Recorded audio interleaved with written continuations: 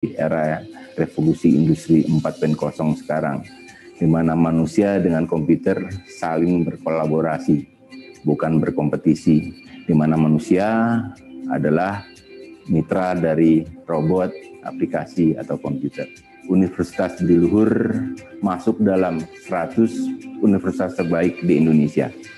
Harapan dari Civitas Akademika Universitas Budi Luhur adalah membangun manusia yang cerdas berbudi luhur menjadi SDM yang unggul yang bisa membawa Indonesia menjadi negara-negara unggul. Nyong pengen kuliah, Sen. BSI aja. Widih, Abi pengen kuliah. BSI aja.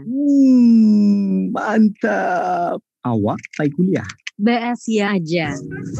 Nah, Google aja tahu kalau kuliah BSI aja. program studinya lengkap, ada D3 dan S1 dengan dosen yang profesional, kurikulum berbasis kompetensi. Kampus UBSI terakreditasi oleh Ban PT. Lokasi kampusnya ada di mana-mana. Biaya kuliahnya terjangkau, bisa juga dicicil. Dan buat kamu yang sudah bekerja, ada juga kelas karyawan. Daftarnya dari rumah aja lewat aplikasi mobile PMB UBSI. Buruan download dan install aplikasinya. Kuliah BSI aja. Providing not just education, but experience as well. Consisting of several faculties, namely the Faculty of Economics, the Faculty of Law, the Faculty of Social and Political Sciences, the Faculty of Engineering, the Faculty of Philosophy, the Faculty of Technology, Information and Science, and the Faculty of Industrial Technology. Established in Bandung, West Java since 1955, Parahyangan Catholic University is the first private Catholic university in Indonesia. Having been accredited A, Parahyangan Catholic University is the best private university for Sumatra, Jakarta, West Java, and the Banten area. With high-quality facilities and infrastructures, in addition to its competent lecturers and staff, UNPAR is able to produce students of the finest intellectual caliber and moral fiber. Based on divinity, UNPAR develops knowledge by conducting research to be dedicated to society at large and the local community in particular. In accordance with the Sanskrit motto, Makuning Hyang Mari Guna Santyaya Bhakti, UNPAR will always try to improve and evolve in every possible aspect, and will do its utmost to serve the community at all times. Everyone here has equal rights, no matter what their background might be, so that we all feel part of Parahyangan Catholic University.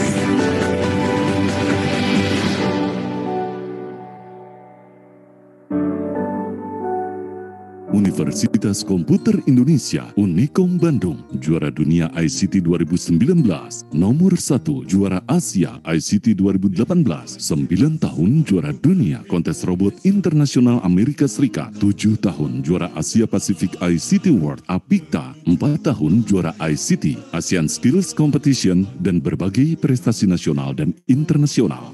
Pendaftaran online di www.unikom.ac.id. Perguruan tinggi yang baik pasti ditunjang oleh dosen yang handal. Shem Chai Women, Syakapa, Chai Ken, juga sarana dan prasarana yang memadai. Itulah Universitas Dian Nuswantoro dengan 5 fakultas: Fakultas Ilmu Komputer, Fakultas Ekonomi, Fakultas Bahasa dan Sastra, Fakultas Kesehatan Masyarakat, Fakultas Teknik, serta program Pasca Sarjana. Siapapun bangga bergabung di Universitas Dian Nuswantoro. Universitas Dian Nuswantoro memang berkualitas. Kuliah di Stikom Bali itu pilihan yang cerdas. Kuliah nyaman, sangat senang, bisa jago IT, kerja cepat, mau jadi entrepreneur, pokoknya keren. The best campus, always the best.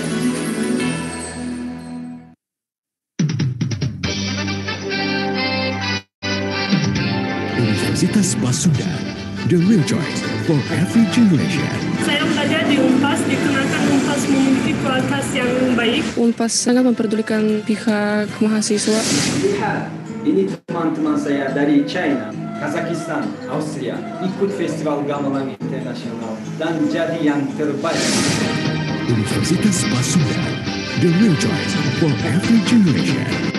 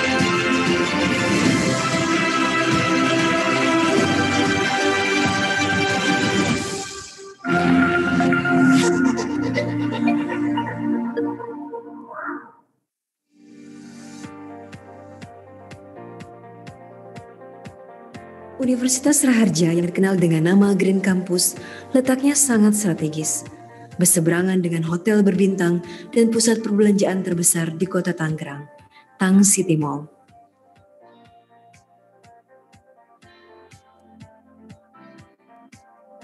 Akses dan jarak tempuh dari Bandara Internasional Soekarno-Hatta menuju kampus atau sebaliknya dapat ditempuh dengan waktu hanya 15 menit.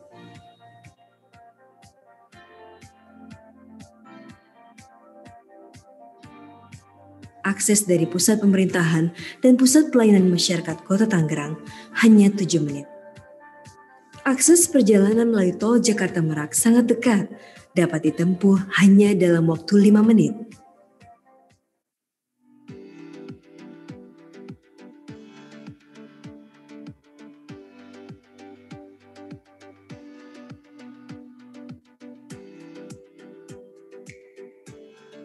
Raharja berdiri pada tahun 1994 dengan nama LPPK Raharja. Di tahun 1999, LPPK Raharja berkembang menjadi Amik Raharja Informatika dan setelah mengantongi izin dari Mendikbud, Amik Raharja Informatika memiliki 3 program studi, yaitu Diploma 1, Diploma 2, dan Diploma 3. Setelah Amik Raharja Informatika, pada tahun 2001 terwujudlah STEMIK Raharja. Dan di tahun 2019, perguruan tinggi Raharja telah resmi menjadi Universitas Raharja. Manajemen Universitas Raharja yang dimotori oleh Dr. P.W. Basunari MSc berduet dengan Dr. Insinyur Untung Raharja MTI MM telah meraih banyak prestasi. Di antaranya, Universitas Raharja telah mendapat akreditasi unggul dari Ban PT yang disusul dengan sertifikasi ISO 9001-2015. Untuk memenuhi kebutuhan para lulusan internal dan masyarakat umum, pada tahun 2012, Universitas Raharja mendapat izin operasional untuk strata 2 Magister Teknik Informatika dan menjadi satu-satunya program studi Magister Teknik Informatika di Banten yang telah mendapat akreditasi unggul. Dan di Telkom University berada di Bandung dalam kawasan 50 hektar, terdiri dari 7 fakultas dan 34 program studi. Saat ini memiliki lebih dari 30.000 mahasiswa dan lebih dari 50.000 alumni yang tersebar di lebih dari 30 negara. Masuk dalam klaster mandiri untuk bidang penelitian dan menjadi perguruan tinggi dengan manajemen inovasi terbaik dan dinobatkan menjadi PTS terbaik di Indonesia serta mendapat apresiasi dari Times Higher Education Weekly Ranking. Tentunya ungkapan rasa syukur dan ucapan terima kasih untuk seluruh sivitas akademika Telkom University atas capaian prestasi tersebut. Namun kita harus terus melangkah melakukan continuous quality improvement sehingga kita terus menjadi lebih baik dalam berkontribusi untuk bangsa Indonesia.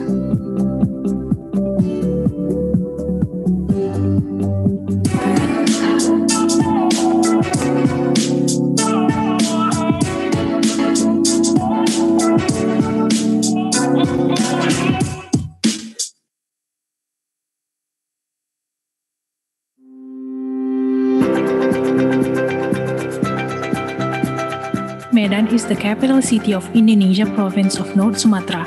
It is the largest city in Sumatra and the 5th most populous city proper in Indonesia, with 2016 estimated population at 2.2 million within its city limits. The Medan metropolitan area is home to 4.6 million people, making it the 5th most populous metropolitan area in the country and the largest outside of Java.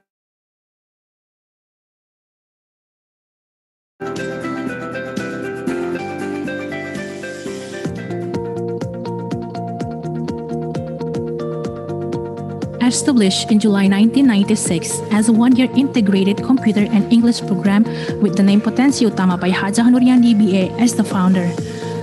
Location in Medan, Indonesia, and not long after, in 2003, Potensi Utama changed the form into STEMIC with 3 majors. In 2014, STEMIC Potensi Utama changed its form into university that we know today as the University of Potensi Utama, or UPU for short.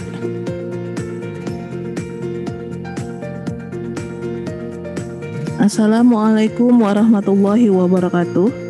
The University of Potensi Utama has a motto, we present to educate the people. Our goals will become an excellent university in 2035 on the science and technology at the national and international levels.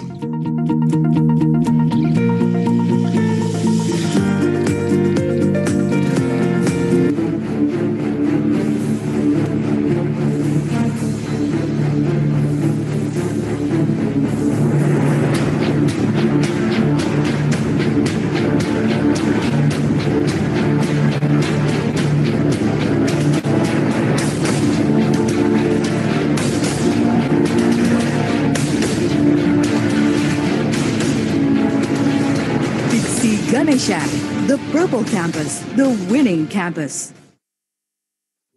Nowadays, practical and ready for work education is very important in order to support the government in their fulfillment of working fields program.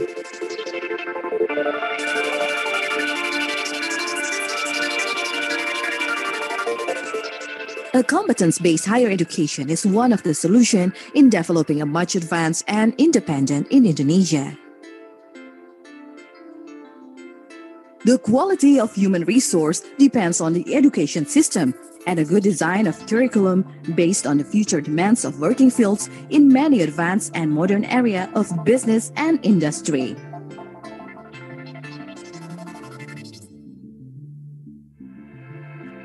Located in the center of Bandung, West Java, Indonesia, Piksi Ganesha, also known as the Purple Campus, the winning campus, is committed to deliver the best quality of education.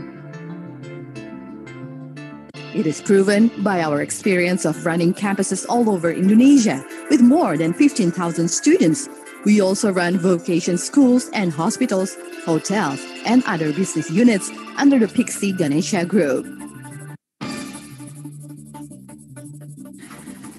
As the president of Pixie Ganesha Consortium, we are very pleased that many people are success and useful for the others.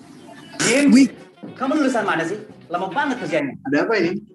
Biasa Pak, Jimmy, kerjanya nggak kayak Adi yang alumni S1 Nusa Mandiri. Saya juga alumni Nusa Mandiri loh. S2, Magister Ilmu Komputer. Oke, kalian kerja yang benar ya? Jadi sarjana, Nusa Mandiri tempatnya. Jangan sampai ribetnya prosedur daftar kuliah bikin kamu jadi malas. Tinggal download dan install aplikasi PMB Nusa Mandiri di HP-mu dan semua urusan kuliahmu beres deh. Yuk, daftarkan dirimu di Nusa Mandiri. Jadi sarjana, Nusa Mandiri tempatnya.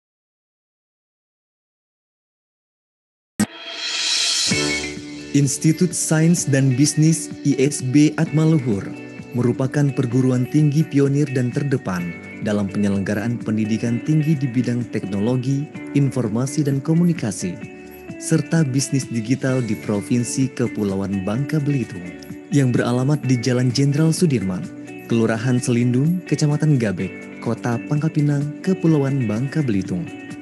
ISB Atmaluhur didirikan oleh Bapak Dr. Andes Jaitun HS, pendiri dan pembina Yayasan Atmaluhur Pangkal Pinang, yang didirikan pada tanggal 27 Juni tahun 2000. Institut Sains dan Bisnis ISB Atmaluhur berdiri tahun 2020 dan merupakan pengembangan bentuk dari Sekolah Tinggi Manajemen Informatika dan Komputer STMIK Atmaluhur yang berdiri sejak tahun 2009. STMIK Atmaluhur juga merupakan pengembangan bentuk dari Akademi Manajemen Informatika dan Komputer AMIK Atmaluhur yang berdiri pada tahun 2001. Sedangkan AMIK Atmaluhur merupakan pengembangan dari Lembaga Kursus Komputer LPK Atmaluhur yang sebelumnya bernama LPK Budi Luhur, berdiri pada tahun 1991. Dengan moto kampus kompetensi yang telah dicanangkan Institut Sains dan Bisnis ISB Atmaluhur, terus berupaya meningkatkan kualitas sumber daya manusia, dosen dan karyawan, infrastruktur, laboratorium bahasa, laboratorium komputer, perpustakaan, serta kurikulum. Visi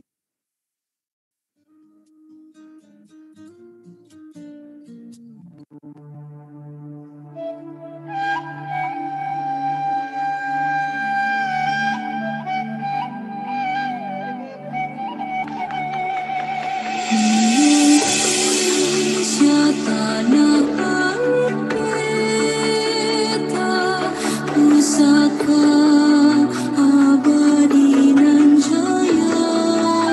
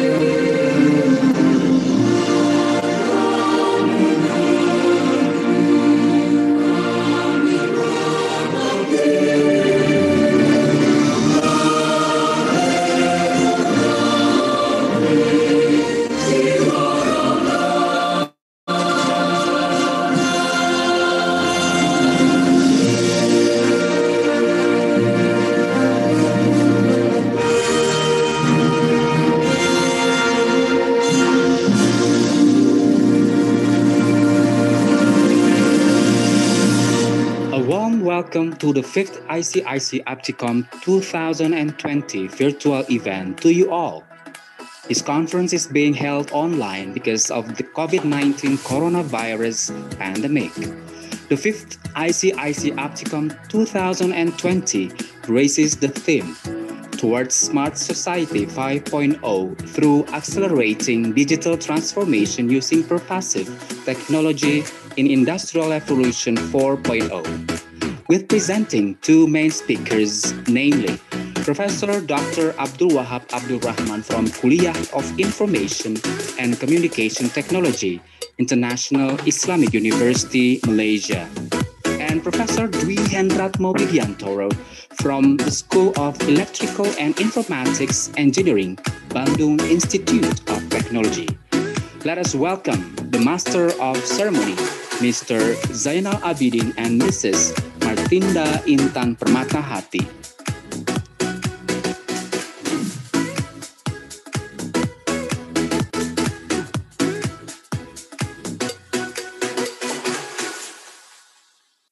Assalamualaikum warahmatullahi wabarakatuh. Good morning, ladies and gentlemen. Welcome to ICIC 2020. Before we begin, I will read the guidelines for our conference today.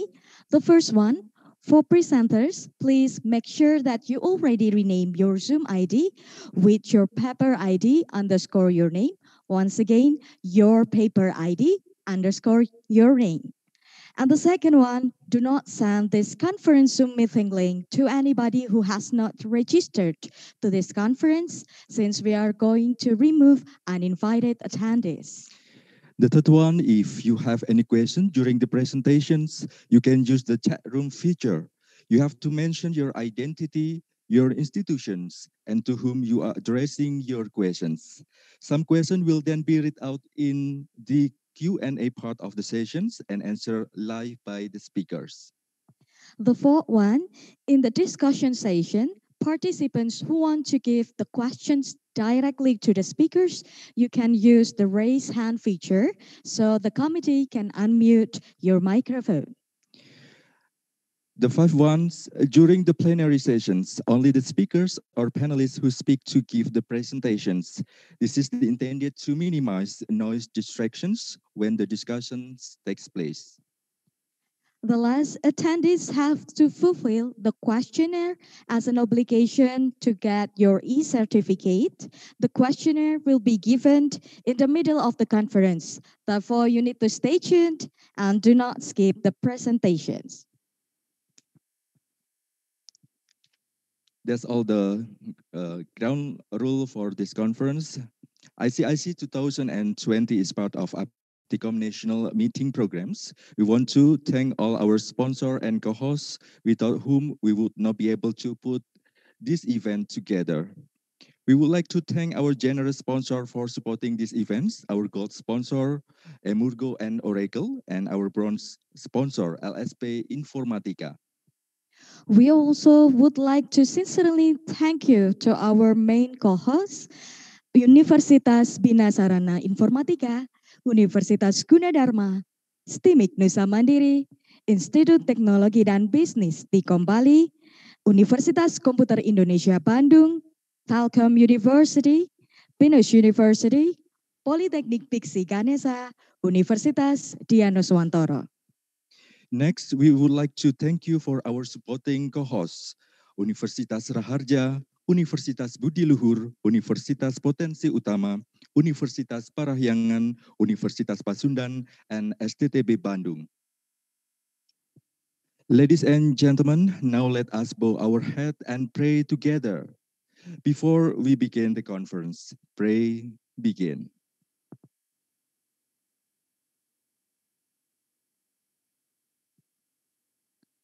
Thank you.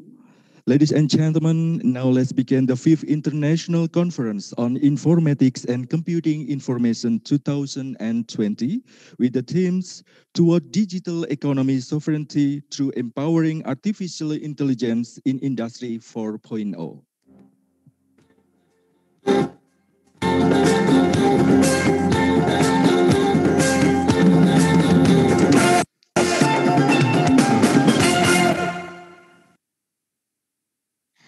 The Excellencies, distinguished guests, ladies and gentlemen, it is an honor to me to inform you that among us here, we have the Honorable, the General Chair of Apticom, Professor Insinyur Zainal Arifin Hasibuan, MLS PhD, and also all of the Executive Board of Apticom. And please give a warm welcome to our keynote speakers, the Honorable Professor Abdul Wahab Abdul Rahman from International Islamic University, Malaysia, the Honorable Professor Dwi Hendratmo Widiantoro from Bandung Institute of Technology, Indonesia. And on behalf of Apticom, we would like to give a warm welcome to all of the participants from all around the world. To begin the conference, I would like to request to all participants to sit properly.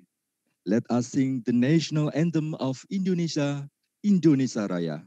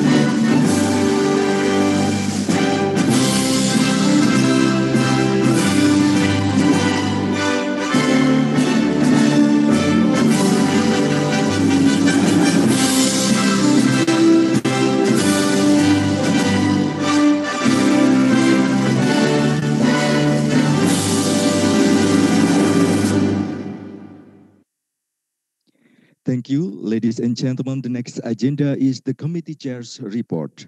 For Dr. Yusuf Abdul Rahman, the time is all yours.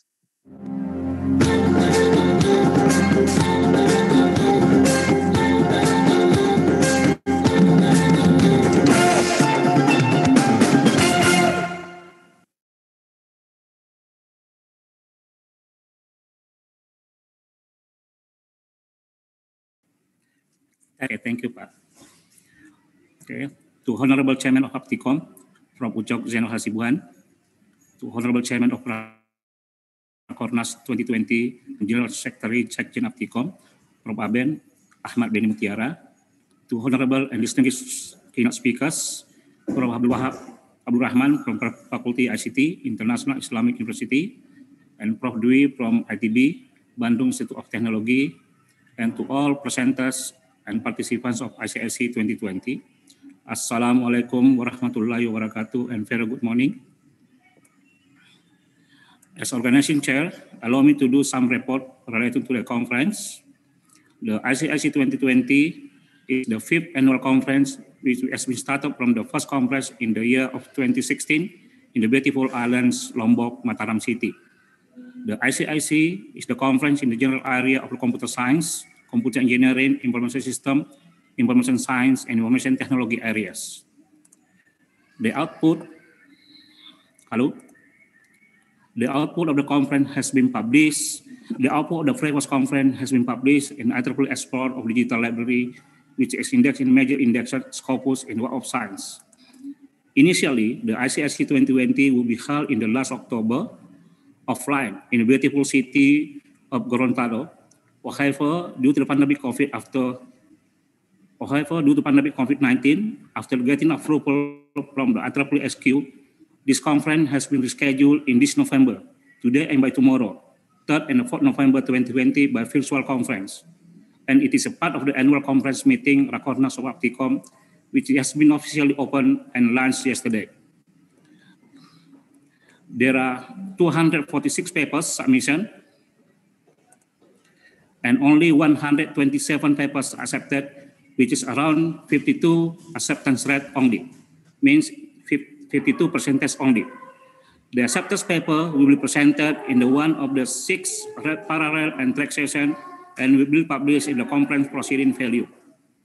The committee is given 30 days after the event to submit all accepted paper and presented paper and other related documents for the inclusion in IEEE Explorer in Digital Library. The diversity of the authors come from 8 different countries: Malaysia, Indonesia, Australia. Let me read it. Malaysia, Indonesia, Australia, Japan, India, Thailand, South Korea, and Uganda. Highly selected best paper after revision will be considered for the inclusion in the 3 different international Scopus journal. On behalf of the organizers, I would like to extend a warm welcome and would like to thank for all keynote speakers, reviewers, authors, and committee for all effort, guidance, contribution, and valuable support. A very big thanks for all sponsors, organizers, Emorgo, and other sponsors from universities and institutions. Also to the multimedia team, Pak Oka and teams from Bina Sarana University and Nusa Mandiri. Also special thanks to the IEEE Innovation Section, which is played as a technical sponsor for this event. Finally, thank you for all organization committees, Pak Solihin, Bu Dwisa, Pak Doni, Bu Dewi, Bu Dian, Pak Didin, Bu Hani, Bu Nina, and trio of the TPC chairs from Nisar, Pak Usni, and Pak Pri, for all parallel session chairs. And to all committee members, I cannot mention your name one by one. Without you all, we are nothing. Last but not least, very big thanks to Prof. Ucok, Pak Zainal Hasibuan, Pak Sekjen, Prof. Aben, Pak Dadan, and other SQ Apticom executive members, Apticom Wilayah, and members, other members, and other parties that directly, indirectly make this event successful. Wabillahi taufiq wal hidayah. Assalamualaikum warahmatullahi wabarakatuh.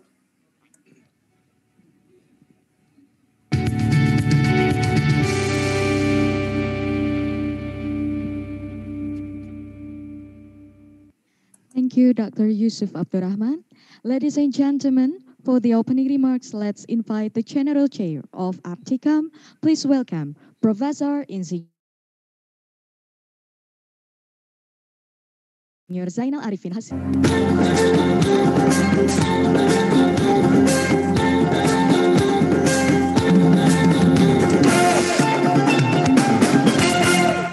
Bismillahirrahmanirrahim. Assalamualaikum warahmatullahi wabarakatuh. A very good morning to you, to all of you. This is a very delighted moment that we can gather up again in the 5th conference of ICIC 2020. We really appreciate for your participations, especially to the keynote speakers, my friends, Professor Abdul Wahab from Malaysia, and also Professor Mas Dwi from ITB. And we are very glad that you can come and participate, deliver your presentation later on in ICIC 2020. And also to all the participants, we also would like to present our big thank you to all of you. Do not hesitate to give a suggestion, critique, input to our program so we can serve you much better now and in the futures. And as we choose the topics or the themes of this year conference in 2020, which is toward the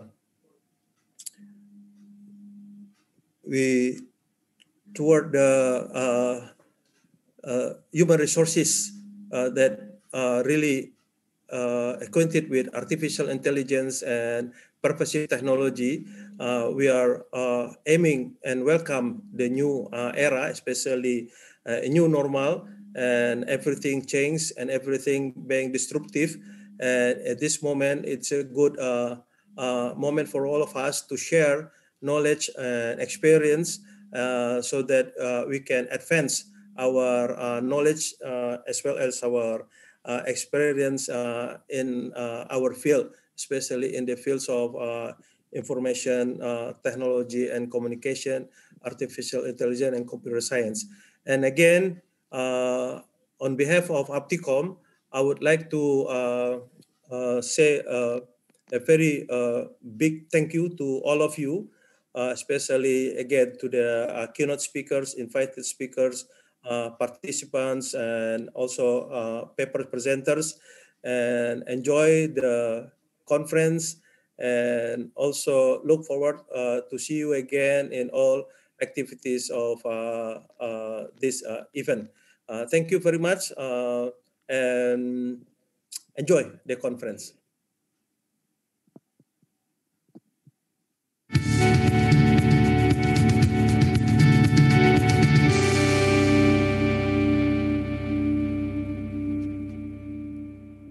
Thank you for the opening remarks. Now we are going to the main events. Let us invite our moderator today, Mr. Prihandoko, MITHD. Ladies and gentlemen, please enjoy his profile video. The moderator of the ICIC conference this time is an academic. He obtained Bachelor of Computer Science from University of Indonesia, Master of Information Technology from the University of Queensland, Australia, a PhD degree in the field of wireless communication at the University Putra, Malaysia. His research interests are in the field of artificial intelligence, information systems, data mining, machine learning, and deep learning. His current daily life is as a lecturer in the Department of Information and Information System at Gunadarma University and as Deputy Director, Doctoral Program, Gunadarma University. Let us welcome Mr. Prihandoko, MIT, PhD. Bismillahirrahmanirrahim. Assalamualaikum warahmatullahi wabarakatuh. Very good morning, ladies and gentlemen. We hope all of us today in a good health and good condition. I'm very happy today. I'm very happy today to be with you in this ICIC 2020. Our conference this year is very special. Due to the pandemic COVID-19, we cannot meet each other directly or face-to-face. But we hope that this condition does not reduce our enthusiasm to do our research and work for the progress of our nation. Ladies and gentlemen, today we have a very special moment to share and discuss with our invited speakers, distinguished guests. Let me greet Professor Abdul Wahab bin Abdul Rahman from International Islamic University of Malaysia. Assalamualaikum, good morning, Prof. Abdul Wahab.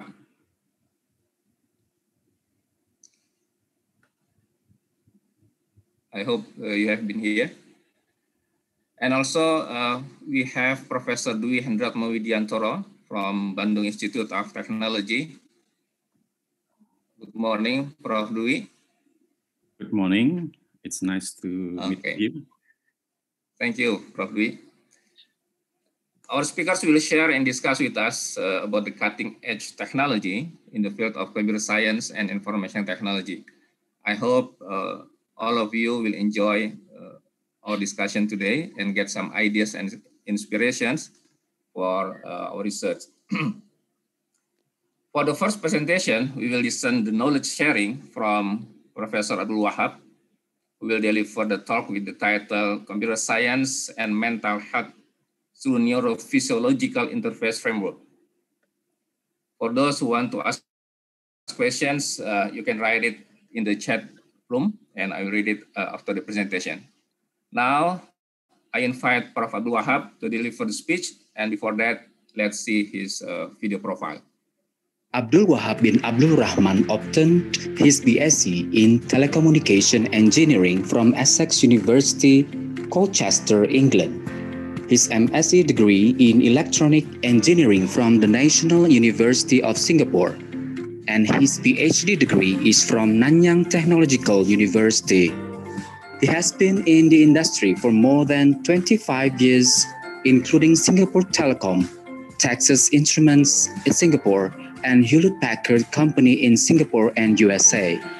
He joined the academics at Nanyang Technological University of Singapore, and after his retirement with the International Islamic University of Malaysia at Gombak, he has published books and many articles in conferences and journals in areas of cognitive science and engineering, digital systems, speech, and signal processing. Let us welcome Professor Dr. Abdul Wahab Abdul Rahman. Bismillahirrahmanirrahim. Assalamualaikum warahmatullahi wabarakatuh. Waalaikumsalam. Waalaikumsalam warahmatullahi wabarakatuh. Okay, what I will do is I will try and have my slide shared here.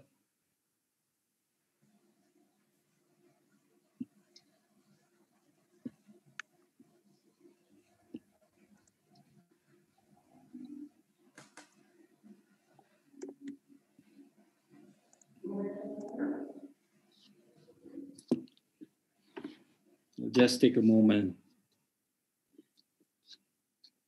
Okay, can everybody see the slides?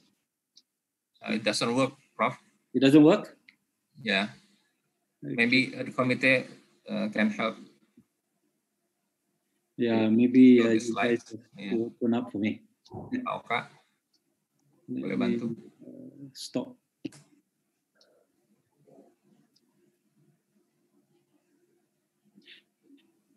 Wait a minute, Miss. Okay. Okay. Bukan. Okay. This is better. Huh? Yeah. Okay, let me. What I'm going to do this morning is that. By the way, how long have I given to speak today? This morning? 30 minutes, Prof. 15. 30 minutes. Yes. Oh, it's very short, huh? Okay. Because we will have a discussion more. Okay, fine. What I will do is that. Can you bring me to the next slide then?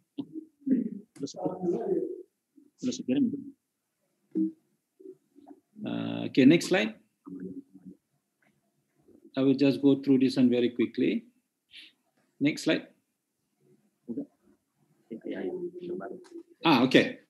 I think what I want to show you here is that what is our problem statement? Our problem statement is that there is, especially in this COVID-19 situation, we found that the mental health problem has actually increased tremendously from our previous, because of either financial situation, you have to stay at home, with the family at home with you almost 24/7, you have to see them.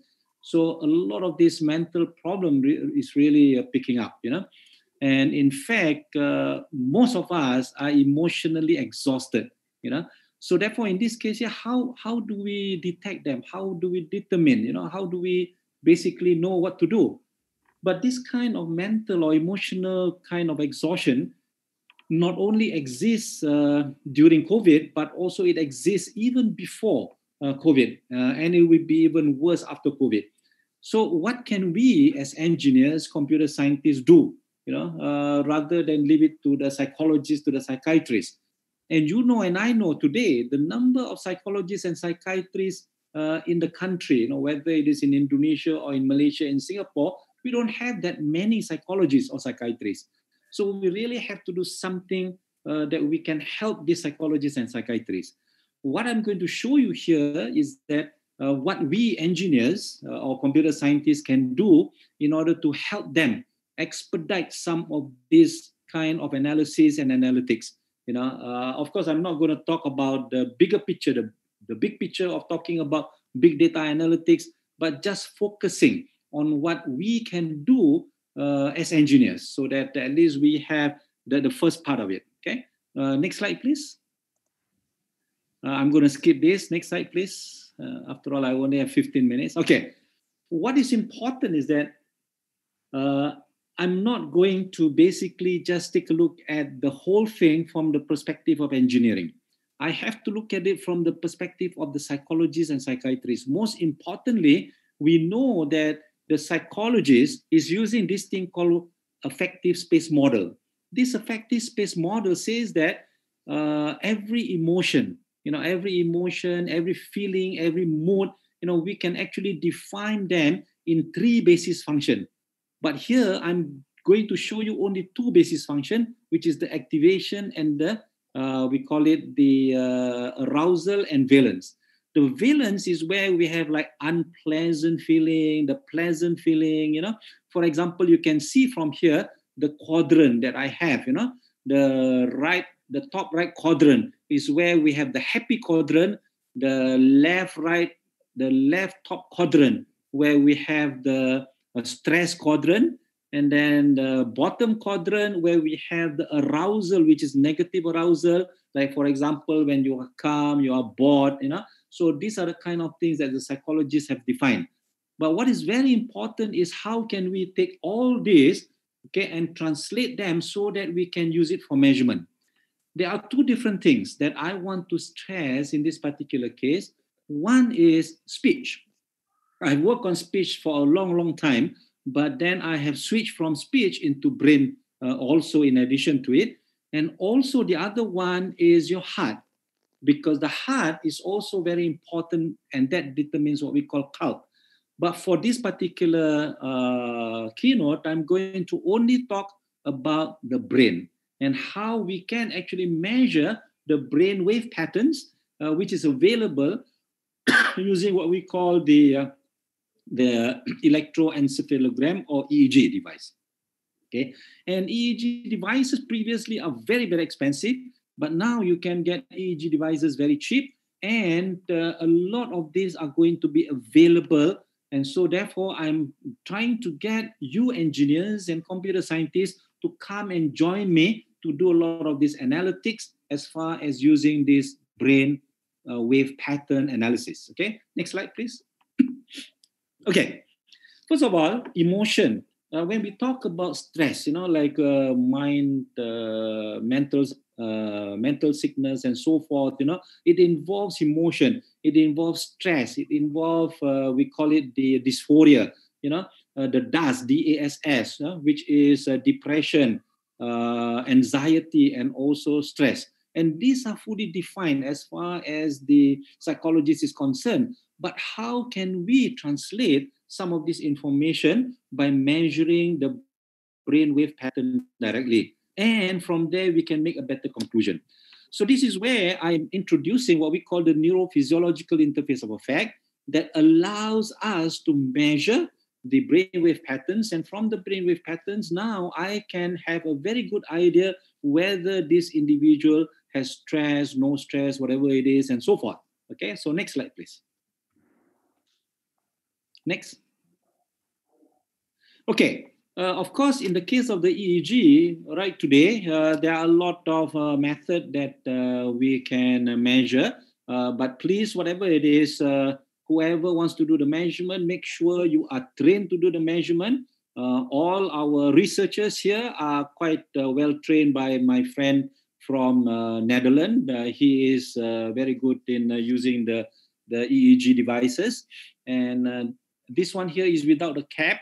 We use the 20 rules as far as the position of the EEG. Next, please. Okay, so the traditional way of personality assessment, I want to focus, first of all, give you some examples on how, by measuring or looking at the brainwave patterns, we are able to determine the kind of personality, okay, that this individual have. So that will give you some idea on whether this guy is somebody who can take stress, cannot take stress, and so forth. Okay, so next slide, please.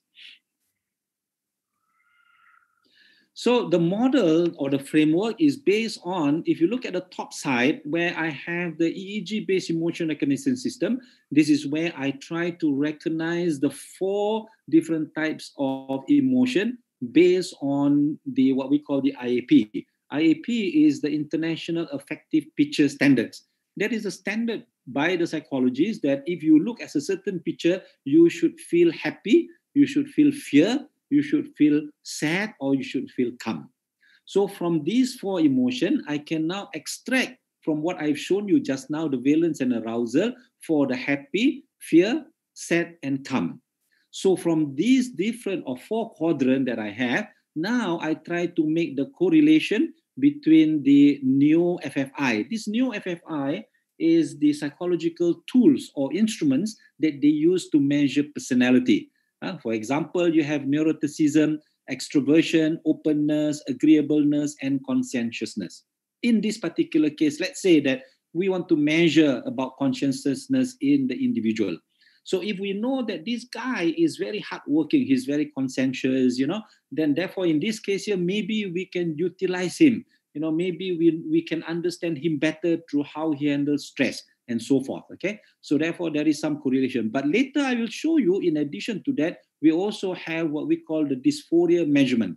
We can also measure dysphoria, or in this case here, to give you some idea as far as what this guy have in terms of depression, anxiety, and stress. Next slide, please. Okay, this is the protocol that we are using. Of course, in using the EEG, we must first measure during the resting state as far as the eyes closed and eyes open. That will help us determine what are the kind of resting state this individual have. The 4 basic emotions give us the reference, and from this reference now I know that how the brainwave patterns actually behave. Okay, so therefore, if I am happy, how is my brainwave going to respond? If I am fear, how is the brainwave patterns going to respond? So in this particular case, I have a very good idea. Can you hear me or not? Yes, Yep. yes, we can. Okay. Sorry, because my image was static just now. Okay, next slide, please.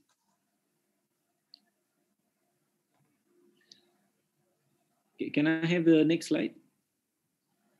Okay, so in this measurement, we actually correlate with whatever that we do as far as the, the neo-FFI together with the brainwave patterns that we have done, so that now matching can be done and we can derive a certain model, equation model, as far as what is the relationship between all these different 5 types of personality index. Okay, so can I have the next slide, please?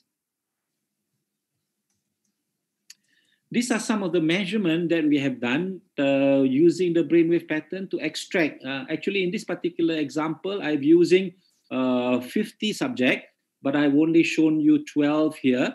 And the other 24, actually, we have put aside, and we only use 24 for our analytics. In fact, this is what we have as far as our analyses are concerned. Can I have the next slide? I just want to show you the numbers there, okay?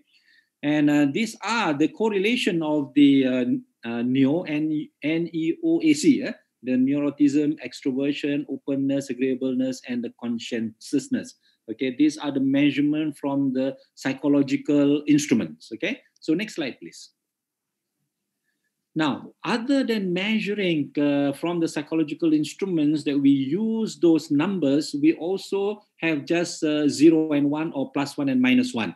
So whether this guy is neurotic or not, whether this guy is conscientious or not, and so forth. Okay, so at least this will give us some idea on the correlation that we wanted to do. Okay, next slide, please. Okay, for simplicity, what I have done is that I just use the statistical analysis, but you can, of course, do using AI techniques or deep learning, if you want to do that. And the output is basically the traits and also the psychological instrument results. And the input is basically all the inputs from the 19 channel of the 19 channel of our EEG devices. And we can make use of them through this analytics and so forth. But of course, as I mentioned earlier, it is not that straightforward. The 19 channel signals that I have from the EEG needs to be pre-processed. And other than pre-processed, I have to extract features. And from the features extraction, I can use the different method of clustering or whatever extraction that I want to do in order to do the correlation. So, but this one here, I'm just using a simple statistical correlation to show you that it can be done, and the modeling is quite interesting. Okay, can I have the next slide, please? Yes, this is the correlation that I've done. Even though I only have, or I analyze only around 24 subjects or 24 participants, you notice that as far as the neuroticism and the extroversion, I find that I can do a full analysis of it. Even for the openness, I can do it using the trait type rather than the T-score. Okay. Even for the conscientiousness, I can use the trait type, and it does give me a very good error rate. In other words, error rate should be as low as possible. So in some cases, like if you look at E, that I have a combination. Okay, if I have a combination in this case here for the trait type, the VS, VC, and VF, it gives me 4.55 or less than 5% error rate. And so that is very, very good. In fact, I can use that in order to find what kind of extroversion and so forth this individual have. So again, for the neuroticism, I can use the T-score method and I get around 10% error, which is very good because as you know, most of the psychological instrument will have about plus minus 10 to 20% errors anyway. Next slide, please. Okay, so this is the framework what we did as far as the behavior model is concerned. So that gives you some idea as far as the personality and the correlationship with the emotion, and it boils down to how you actually measure personality through emotion. Okay, that's what we are doing. Okay, so right now it has been very successful, and what I want to do is I want to actually expand it out, and if anybody is interested to participate, we can actually work together and collaborate, and we can do more work in this one here, especially to understand personality and how we can do profiling on personality. Next slide, please. In addition to that, we also did some kind of a measurement for dysphoria. Dysphoria is kind of very interesting because if you are going to use, in this case here, DAS tools or instruments from the psychology, you find that it is very, very difficult to actually measure dysphoria. Next slide, please. Yes. So in this case here, you find that like here, I have 9 subjects and I measure all of them are fairly normal. Okay, as far as the depression, anxiety, and stress, they are quite normal.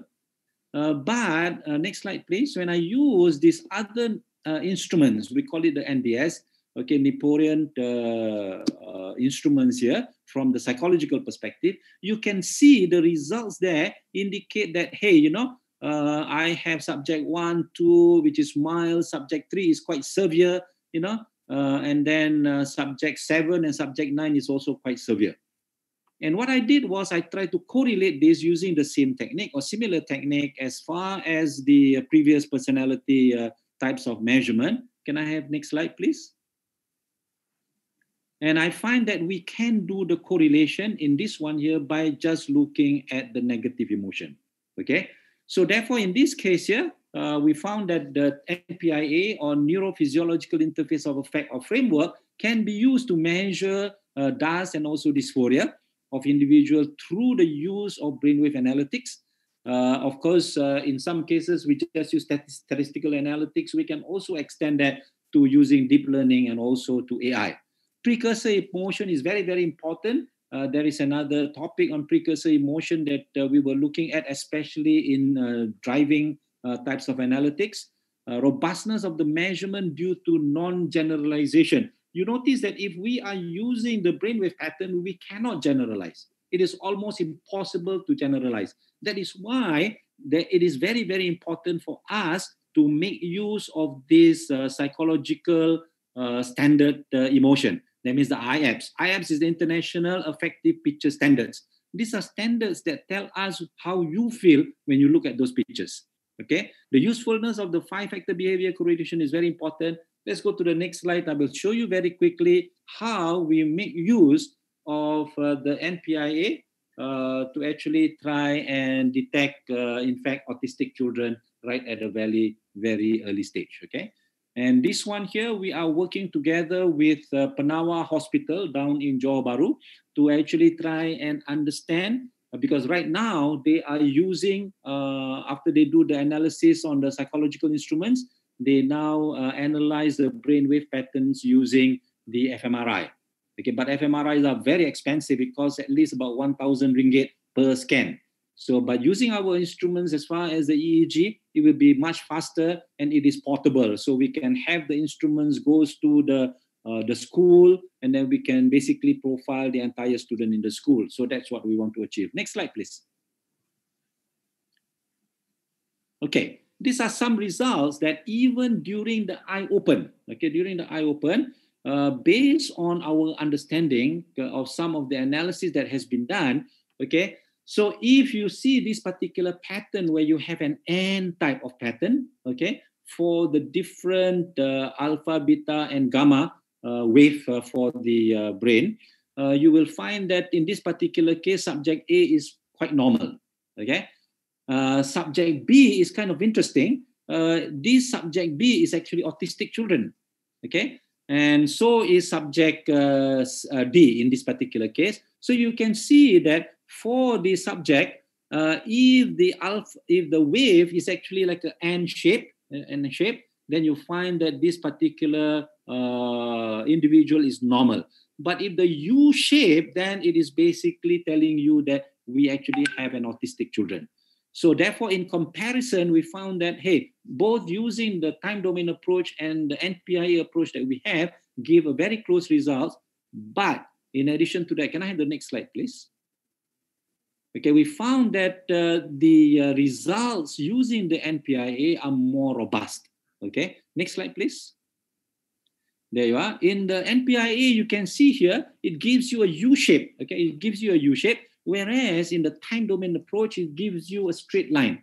Okay, so therefore, but according to the ASD test, this alpha and beta from the psychological test also indicate that this particular subject C, as you can see, is actually autistic children.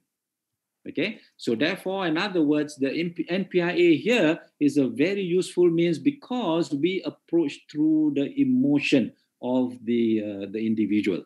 Okay, so let's have the next slide, please. Okay, next slide. Okay, I have to rush, but if there is any other question, I will be very happy. So the comparison table gives you a very good example on how this NPIA can be used. There are a lot of analysis using what we call the time domain approach. And we found that this particular approach using the NPIA or in interface of effect, gives you a far, far better approach in this case here. And it is more consistent compared to the time domain approach, where even if you look at the NIBA is the standard for ADHD measurement. I do have another work that we were doing, looking at how to analyze children with ADHD. Children with ADHD is a little bit more difficult to analyze. And in fact, our data provides a more consistent results compared to the time domain approach, okay? Although existing time domain approach method have been used together with the alpha beta ratios, but the NPIA in this particular case proved to be much better off, okay, for that particular reason. Okay, next please. Okay, these are some of the results that I have. This is the one that we took the measurement for the children. Okay, we wanted to do it so that children at the age of preschool are able to do all this measurement, and when they go to school, at least we have a better idea of whether they have any of this learning disability, which includes autistic children, ADHD, and also dyslexic. So if any of these actually the student is suffering, then we can provide them with proper intervention, so that with that kind of intervention, we can then maybe help them to lead a better normal life in this case here. Okay, next slide, please. Okay, so that's all I have as far as the 15 minutes presentation. I hope I have not exceed the time. Okay, but I would like to thank Apticom, especially Prof. Zainal, for allowing me to give this keynote speech. Sorry, I have to rush, but I am open to questions if you do have any in this particular case. Thank you very much. Okay, thank you, Prof. Abdul Wahab. A very interesting presentation. From participants, is there any questions about this presentation? It is a very interesting topic regarding the psychological matters combining between computer science and psychology. Okay, I have some questions, Prof. If we notice that you combine the result of EEG, as long as I know, EEG is an equipment which produce the graphics. Sometimes when we go to the hospital, then we have to treat our heart, then the result is graphic. But then you combine this graphic with the data from human, from the questions, right? How do you combine this data set to be processed? Okay, actually, the one that I'm doing right now is that I have not combined, for example, the ECG from the heart and the EEG from the brain. Okay, I have not. I just took the brainwave patterns, and in the brainwave pattern itself, there are around 19 channels. We use the 19 channel. There are also the EEG devices that goes all the way up to 64 and 128 channel. Okay, but I think that one a lot of neurosurgeon, okay, or the neurologists are doing that because they want to pinpoint, for example, if you have cancer, where the cancer is, and so forth. But in our case, a 19 channel is more than sufficient, okay, for most of the work that we are doing. So all these 19 channel, when you get the raw data, you will find that this raw data will have a lot of artifacts. Artifacts is like when you move your hand, okay, then you find that the EEG signal will suddenly have a jump. So you have to use adaptive filtering to filter off some of this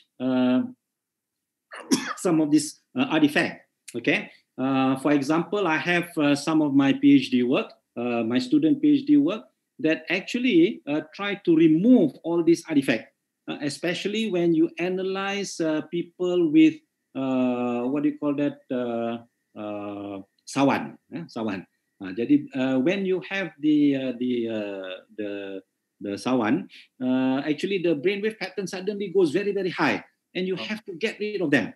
Okay, so therefore in this case here, the most important part of the EEG is actually more on signal processing, how to remove all this artifact and do the pre-processing. After you do all this pre-processing, now you have a clean wave. From the clean wave pattern, then you want to extract the different frequency band. One of the frequency band is what we call the gamma band. Okay, the gamma band is the delta band. The delta band is the lowest frequency band. And if you are very active, for example, your eyes is open, you are thinking, and then suddenly your delta wave is very, very high, it shows that actually your brain wave is deteriorating. Your brain is deteriorating. So some of your brain cell is not working, okay, and it is already dead, you know. So therefore, you better go and see a neurologist. Okay? So, and the second one, which we analyze a lot, okay, for sleep analysis. For example, you want to know about dream, you want to know about people when they go into deep sleep, then you use the delta wave. But if you want to actually analyze like what we are doing, then the alpha and beta waves become more important, because these are the active wave, and most of the executive function are using the alpha and beta wave. Okay, not many people actually look at gamma, because gamma is a higher wave. So therefore, in most of the cases, you find that the frequency band is only like 50 hertz, very, very low frequency. And yet, the brain is so powerful, we can process a lot of information because we have so many neurons. We have millions of neurons processing at the same time. So that is why it becomes very, very interesting to understand the brainwave. And we are only 19 channel. I use 19 channel for most of the analysis, and it is sufficient for me, okay, to actually analyze the 3 different types of learning disability.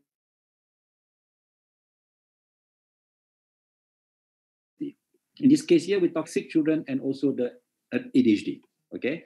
So therefore, we have not done any combination, but we have done separate. In other words, using ECG, okay? But I don't use ECG, I use the stethoscope because I prefer to look at it from the sound, the audio. So when I look at the audio, you remember this Chinese physician, you know, they just hold your hand and then feel your heartbeat, and they can tell you, oh, Pak, ini perutnya ada masalah, Pak. So in this case here, there are a lot of information from the heart rate, you know, that we can actually extract, not just the ECG, but also more than that. So coordination, you know, with the for example, in this case here, the medical practitioners, you know, be it the traditional Chinese medicine, TCM, okay, I think there are a lot of things that we can learn from them, okay, or even in our own traditional types of medicine, I think we can still analyze. But so far, not many of us engineers have gone to talk to macam apa itu bomoh ya. Kalau di Indonesia itu apa dipanggil? Tabib ya. Dukun. So we have not really gone to them and find out, you know, what are the kind of analysis or analytics so that we can actually help to process and maintain some of this information, which some of them are true, not all maybe, you know, that we need to really analyze. Ya Pak ya. Okay, very interesting. There are some questions from participants, Prof. Let me read some of them. From Afri Adriana Pinam Fasilkom, Faculty Computer Science, University of Indonesia. Thank you for the interesting presentation, Prof. I would like to about the condition of or trigger that was used in the study to make sure that the measurement was valid. Also, is there any implication of this study towards the mental issue that we have in this pandemic situation? Okay. Now, that is why I said most important in doing brain research is that if you want to generalize the brain research, in other words, if I want to generalize and know my brainwave patterns, your brainwave patterns, it is going to be impossible. I cannot do it. Okay, because we cannot generalize and say that, hey, you know, every one of the brainwave patterns will behave like this. Cannot. So in the end, all our analysis, when we try to generalize, fail. We cannot do that. So that is why in the analysis, what we do is that you notice I have a reference. I use this IAP. IAP is the International Effective Picture Standards. These are picture standards. From the picture standards that I know, whether you are Indonesian, you are Malaysian, you are German, you are, Japanese, you know, the way you behave towards these 4 basic emotion of happy, fear, calm, sad, which is that 4 quadrant I'm telling you, okay, give us an idea of how I can extract the valence and arousal from the brainwave. Because they are standards. Then I can correlate that to the psychological instruments, or else I cannot. Okay? But if I don't have that as my basis function, if I don't have that, then I find that I cannot do a generalization. I cannot. Because no way can I generalize because I do not know how your brain behaves. And it's very different. You know, the trigger of the brain is very, very crucial and important. Some people try to use what they call the evoke potential.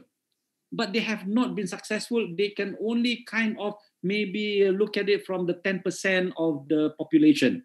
Maybe, you know, like for example, even in Indonesia, you're talking about only in the one in Jakarta, you know, but I cannot generalize the one in Jakarta and the one in Lombok, because the people in Lombok and even the people in Jakarta has so many different mindset. So therefore, it is very, very difficult. Maybe a small kampong, a small village, itu possible. Yeah? So therefore, in this case here, it is almost impossible, I agree with you, for you to generalize. So what do? That is why we actually use this neurophysiological interface of effect. Because with effect, now I have a reference. And the other technique that I want to introduce is actually, I did some analysis, but I missed that slide, is on the children with a pornographic problem. In other words, porn addiction. Actually, I worked this together with Ibu Eli. Ibu Eli, yeah. Because he has... Eli Risman. Yes. Ibu Eli Risman, okay. So actually what we did was, we have some of her students, and then we analyze the brainwave pattern because we want to know about this porn addiction. Especially in Indonesia, at the age of 3, you allow a student to be able to use tablets, internet, and so forth. In other words, it means it is going to be a real challenge. How do you make sure that these kids are not addicted to porn? So therefore, in this case here, we measure the brainwave patterns, and then we found that, in this kind of analysis, the alpha wave, like I mentioned earlier, give us a very good idea at the frontal end here. I take the frontal end, I can measure, and I know whether he or she is addicted to porn or not. Very good. Okay. In fact, when the psychologists, when the psychiatrists and psychologists, her psychologists and psychiatrists measure, there are about 2 of the students which they detected are not addicted. But our brainwave pattern here detect it as, yes, it is addicted. In fact, we re-interviewed the student again, okay, and we found that, yes, student is addicted. And in that particular case, we have to use what we call the fuzzy analysis.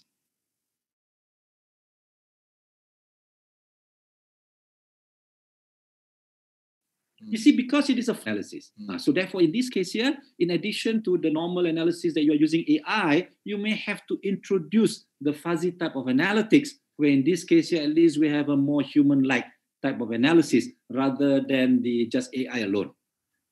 Fuzzy has been around for many, many years. You're talking about Jaeger and so forth, fuzzy neural network, EFAN, evolving fuzzy neural network. But none of us really pick it up and we go into deep learning. So I think the deep learning with the fuzzy neural network, okay, with the fuzzy part, will be a real challenge and a real understanding for us as far as trying to relate to the human life of analysis. Wow. Very interesting. Deep learning with fuzzy analytics.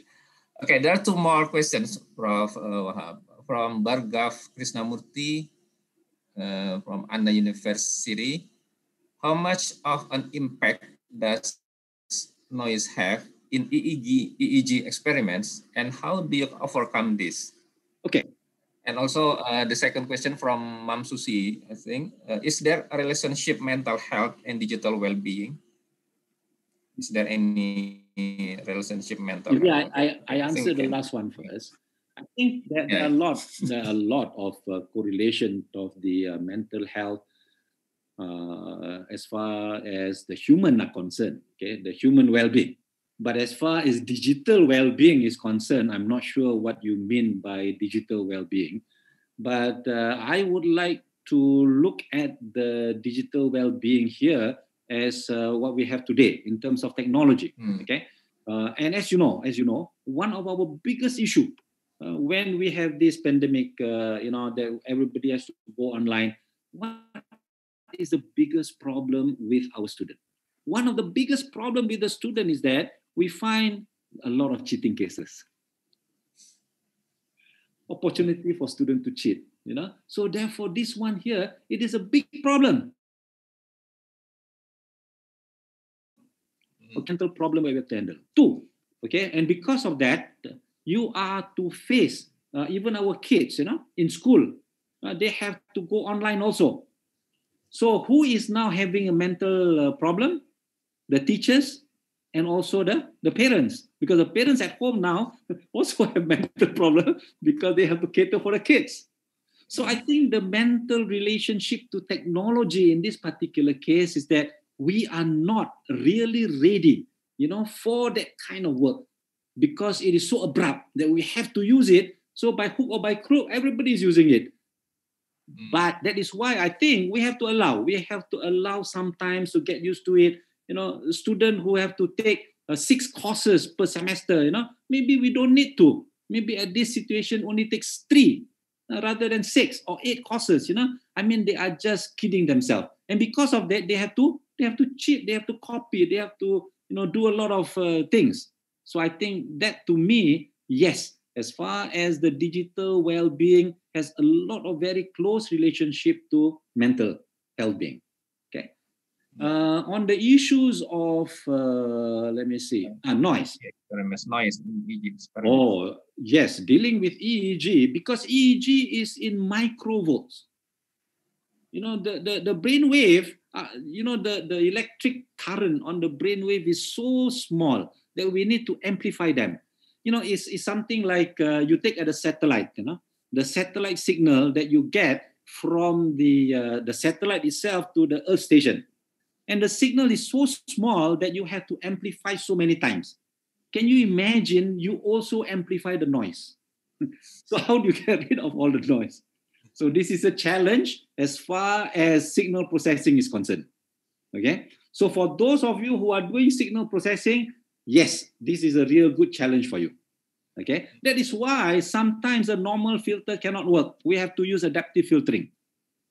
Okay. So a normal filtering where you just get rid, for example, I give you, when the hand moves, your brainwave is going to also give a very high voltage suddenly. The 50 hertz cycle from your mains is going to give you a very high voltage. So therefore, in this case here, everything is noise other than what you want to analyze. So in the first part, you find that if student do not have a proper background of signal processing, then make sure he have at least an understanding of what signals are all about before he actually embark into EEG. Because or else, he will just take any signals, all the noise and whatever it is, put it into his deep learning, and in the end, he gets garbage. Because all his analysis will be garbage. I think this is one of the biggest problems if we have a computer science or IT type of person who wants to analyze this, okay, and without any knowledge of signal processing. So I would like to recommend that if you want to go and pick up a little bit about signal processing, at least you have some idea what they are, and you can at least see, the signal itself. Oh, this is not the real signal. These are all garbage. So how can I get rid of those garbage? So I think that is important. So therefore, in this case here, please, if you apply AI, if you apply deep learning, whatever it is, understand what you are doing. Understand your signal, understand your input, and what are the output you expect to have. That is why it is important, and don't assume it is a black box. I'm very sure you agree with me in this case here. Correct? Okay. Oh, very interesting. I think if we don't have any time limitation, we will listen to your explanation more and more, Prof. Wahab. Thank you very much, Prof. Wahab, with the presentation and with your high enthusiasm to answer and give explanation to us. Okay, as a token of appreciations, we would like to give a virtual plug for Professor Abdul Wahab, and I invite Prof. Zainal Hasibuan, Prof. Ucok, to give the virtual plug to Prof. Abdul Wahab. Prof. Ben mungkin. Oh, Prof. Ben. Prof. Ben. I invite Prof. Ahmad Beni Mutiara to give the virtual plug to Professor Abdul Wahab. Okay. Thank you. Okay. Thanks again. Thank you very much, Prof. Abdul Wahab, for this nice presentation. We hope that we can see you in the next presentation, in the next conference, or in the next research. Thank you very much. Inshallah. Very fruitful presentation. Thank you. Professor Abdul Wahab, thank you very much for your presentation. Okay. Yeah. I had a mute. It's very interesting. This is a combination between AI and psychology field. Yeah. I think there are many research about it, and Indonesian is. I think also there are many researchers want to do that. Yes. Please, on behalf ICIC committee, I give token appreciation. Please accept our appreciation. Thank you very much. Thank you very much. Thank you, Prof. Abdul Wahab. Hope to see you next time. Inshallah. Inshallah.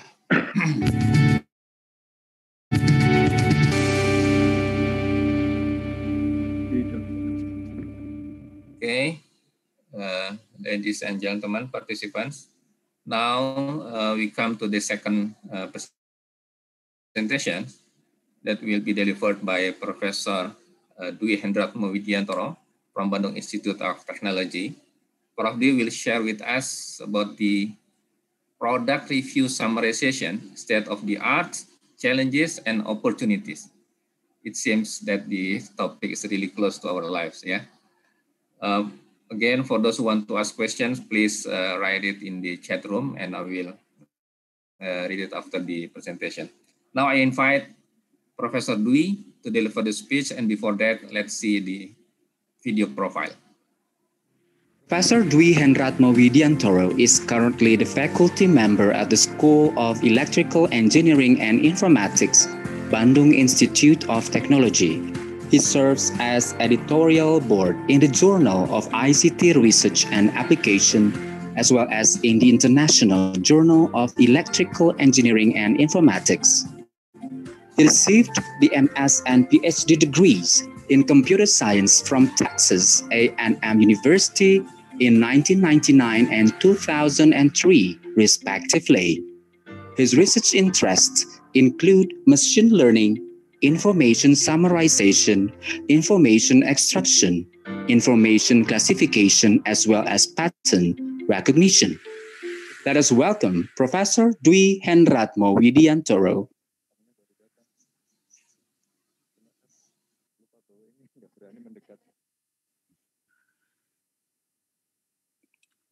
Good day, everybody. It's nice being with you. I would like to thank for organizing committee for allowing me to give a keynote speech in this ICIC 2020. Okay, I'm going to share my slide presentation now.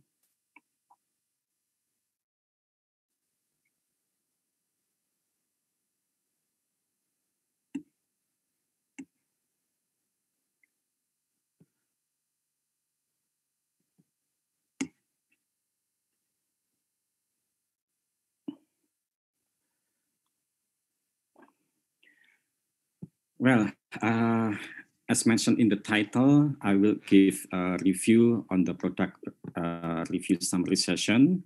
Also, discuss about challenge and opportunity in this area. I have quite a lot of slides with limited time. I would like to go through all of these pretty quickly.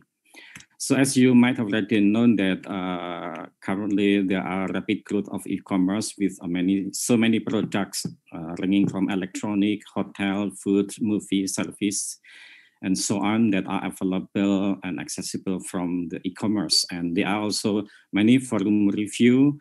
They are also available that give opinion and review from consumer about the product that are already available on the internet. So there are also many popular review forum from Amazon, Opinions, also TripAdvisor, as you might already know. Okay.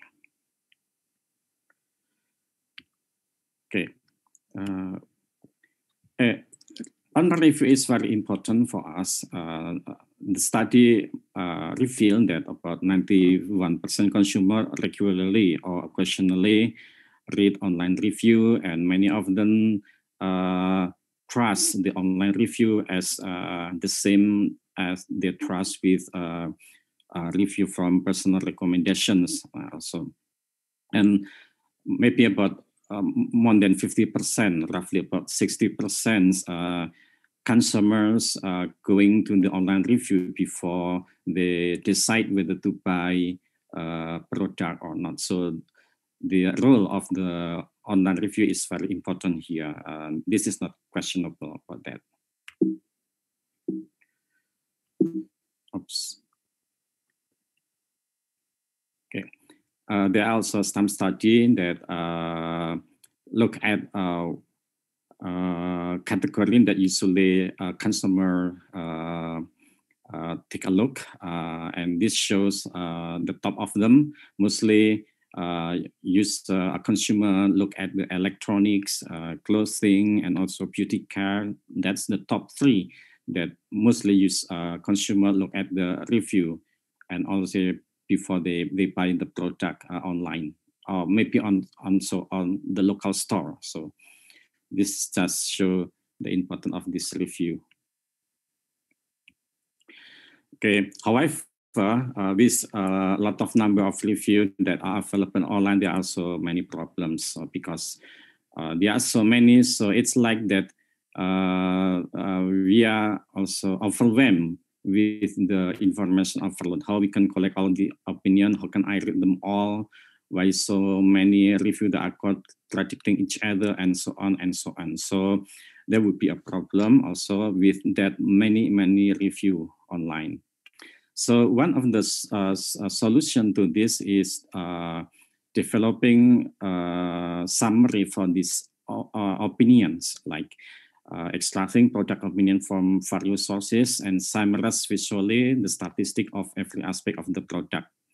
That would be help user to understand more clearly about the product from many reviews. Yeah, because sometimes we cannot rely only one review. Maybe we need to have another opinion, but there are so many opinions. The summary is just the right answer for this.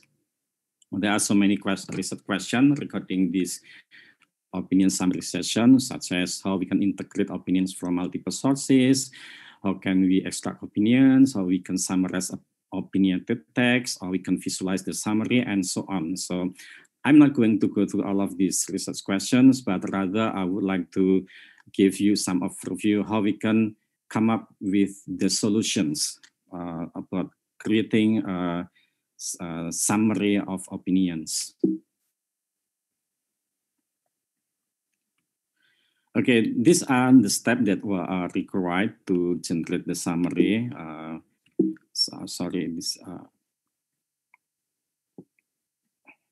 Okay, for example, we have to start with the aspect opinion extractions and then try to categorize the aspect and then try to determine or to identify the polarity of each opinion, and then finally we try to summarize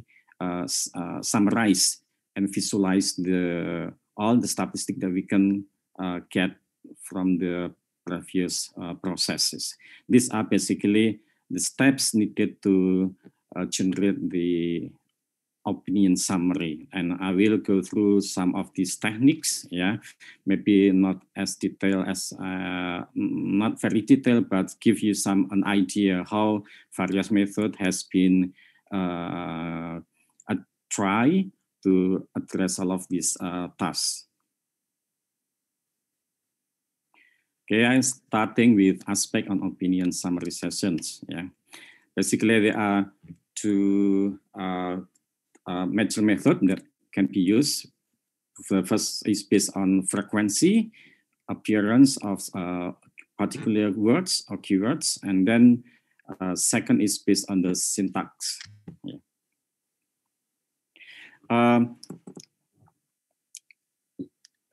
Let's go to the first approach. Frequency-based is basically try to identify frequent features from a given opinions, which is basically usually some kind of free text. And then because the frequent features sometimes the number is quite large, then we need to do some feature pruning. Try to filter out those that are not quite relevant.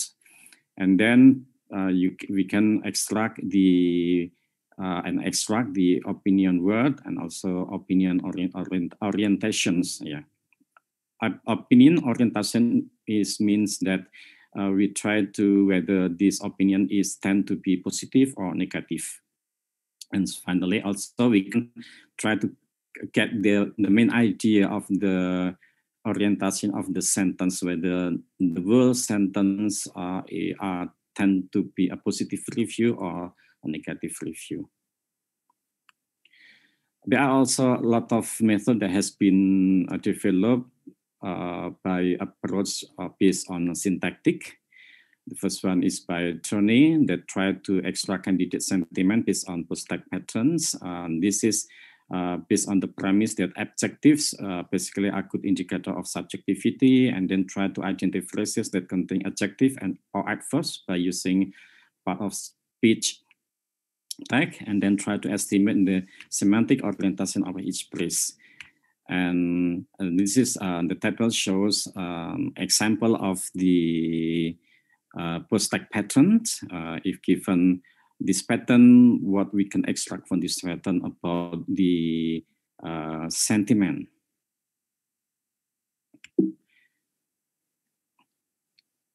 Okay, then I will go to the next method based on the syntactic. This is aspect extraction phase. In this case, done by Hete. And basically, this method assumes that noun and noun phrases are most likely to be an aspect of product features. And then, similar to the previous one, it's also perform part of speech tagging to identify noun or noun phrases from the candidate aspect, and then try extract these nouns or noun phrases as a pattern knowledge. Yeah. And this is an example of the pattern, and then what we can extract from this pattern about the aspect that we are going to extract. And then another approach based on syntax is syntactic dependency templates developed by Zhuang. And this is basically use keywords to list all aspect and opinion words, and use dependency grammar graph to detect path between each aspect and opinion words. For example, this is a table that contains of the dependency relation template, and based on this template, we can abstract which one on the template that represent aspect and which one that represent opinion word. This is some of the example you can see here. Yeah. And the last one that I would give this the work by Kobayashi that has a notion of extracting opinion tuples. The tuples basically consist of product, aspect, and sentiments, and it uses dictionary lookup and then try to identify aspect, and then to pair the aspect and sentiment, and finally provide the opinion determinations. Okay. Okay. And these tables basically summarize many works, but this are just a few of them. I cannot show. There are actually many of them, but this is some representative of it. The method basically using bootstrapping, propagation, dependency relation, opinion lexicon, and so on. And the aspect expression can be explicit or non-implicit. Yeah. This summary what kind of aspect expression and method that you use for this task. And I would like to go more detail on the double propagations. Double propagation basically work as follow. It uses small seed opinion word to generate aspect and sentiment words, and apply a double propagation method to extract the other aspect and sentiment words. For example, the first it try using the seed to extract aspect, yeah, and then extract aspect using the extracted aspect, and then extracting sentiment words using extracted aspect, and finally extracting sentiment word using both given and extracted sentiment words. For example, we have on this picture, we have seed grid, and based on this seed word, we can extract the picture as an aspect. And then knowing that picture is an aspect, we can also extract the other aspect in other sentence using the extracted feature and the extracted aspect here, which is picture. Okay.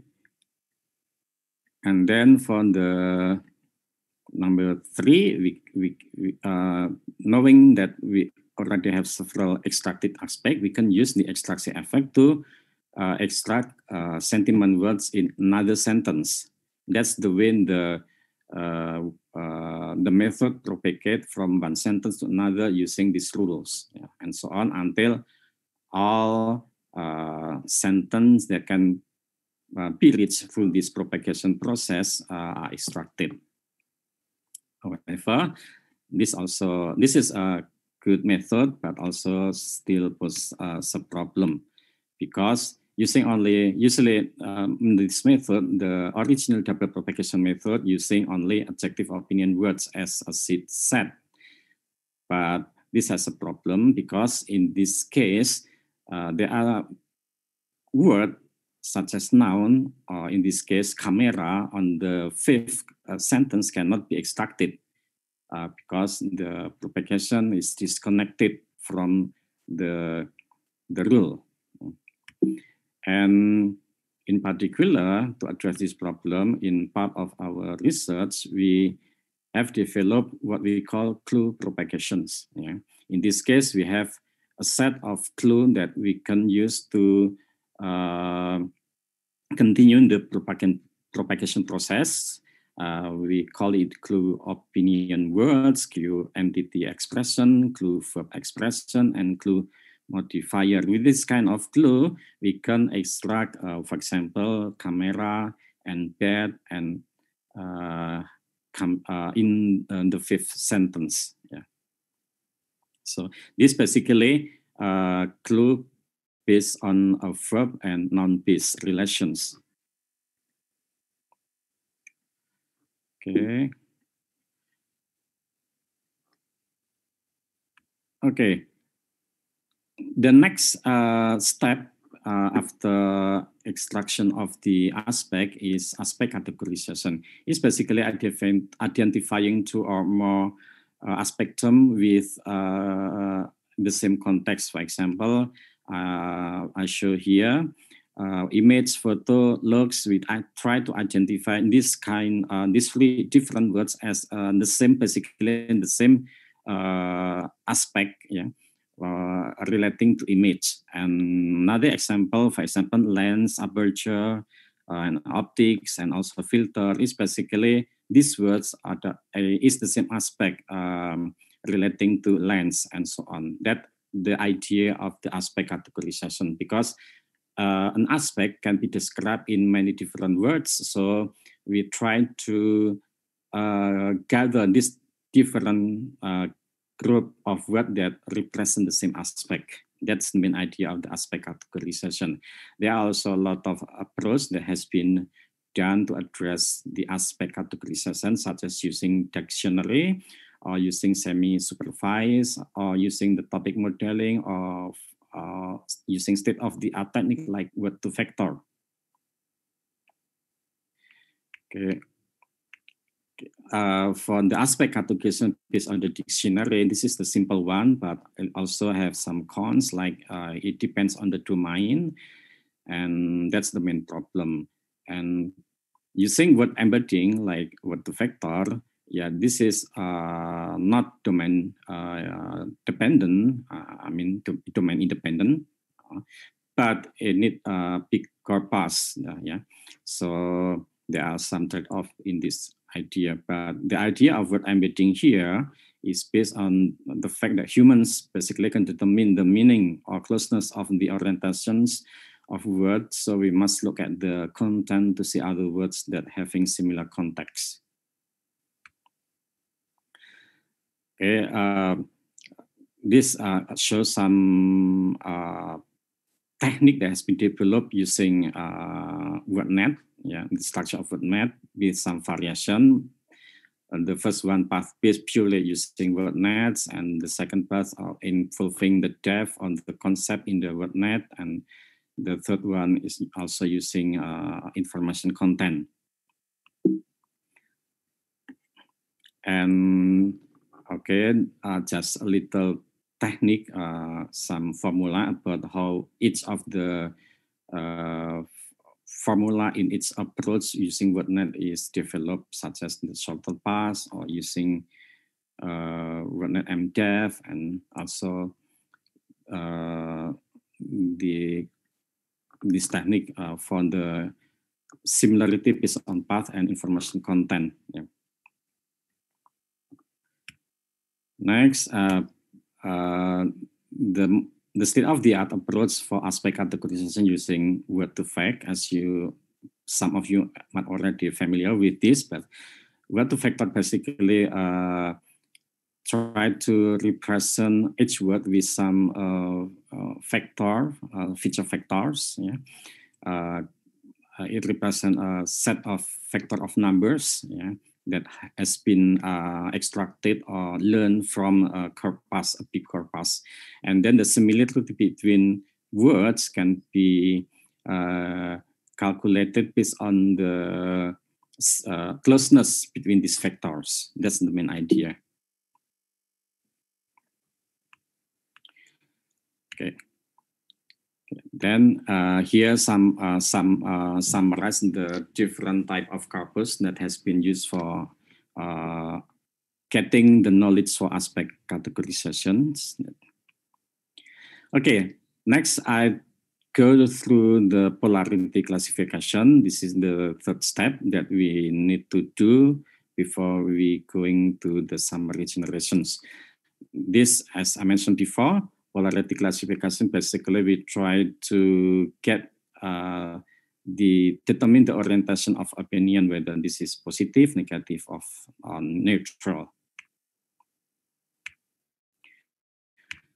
Okay, there are several approaches that has been developed for polarity classification, such as using unsupervised method, or user supervised, or even semi-supervised.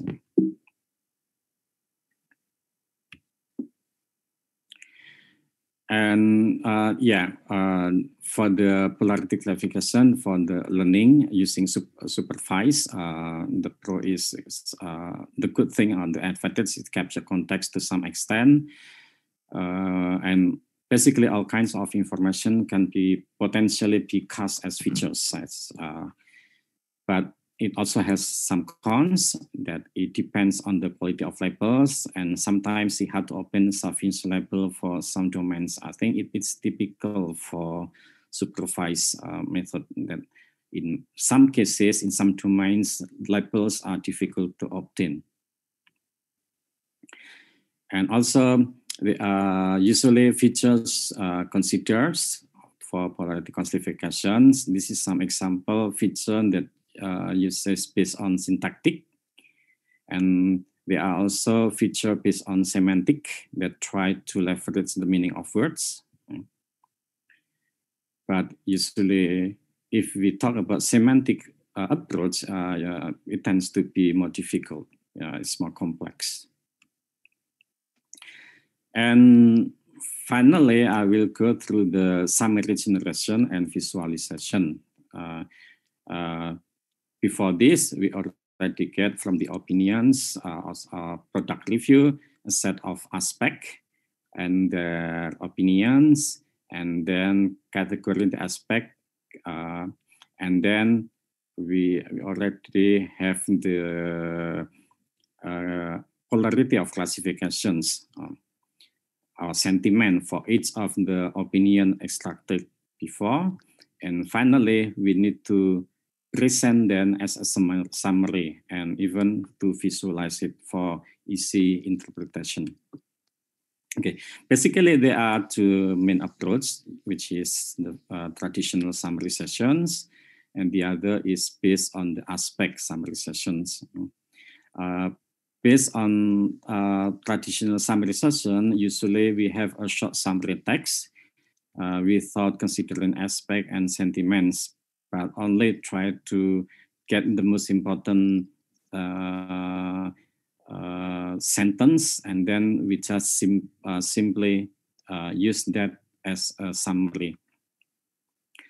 And using aspect-based opinion summary session, we take advantage of the process we have discussed before. We have some aspect of the review, their opinion, the polarity, and then also, yeah, of course, the statistic, because it has been collected from many review. This is an example for traditional summary sessions. As you can see, we have still, it's just simply a short version of the original review that are longer. And this is an example of aspect-based summary sessions. It's a kind of semi-structured data as a summary. For example, it has been identified what is the object, what is the aspect to be reviewed, and then we have the statistic for each aspect, with how many positive or negative, and then some example of mention or statements that represent that positive or negative comments. This summarize aspect based summary session, including the traditional summary session. We have statistic based, we have ranking based, visual based, rating based, and others, particularly for the aspect based summary session. Okay, for the time base, it looks the example looks like this. That we will see the evolution of like and dislike over time. That for the timeline based approach, and then from the statistic base, as you see before, we have the count for each feature, so many positive or many negative, and some example of statement for each of the polarity. And then from the ranking base, usually we have a summary about the positive and negative, and then try to rank the importance of this summary. So it's not only be classified as positive, negative, but it also be ranked based on this importance of the summary for each summary. And for the visual base, this is the example. It's quite representative and visually attractive. We try to visualize for each aspect using diagram, and the length of this diagram depends on, for example, statistic that they get from the extraction process. And another is based on the rating, usually provide rating.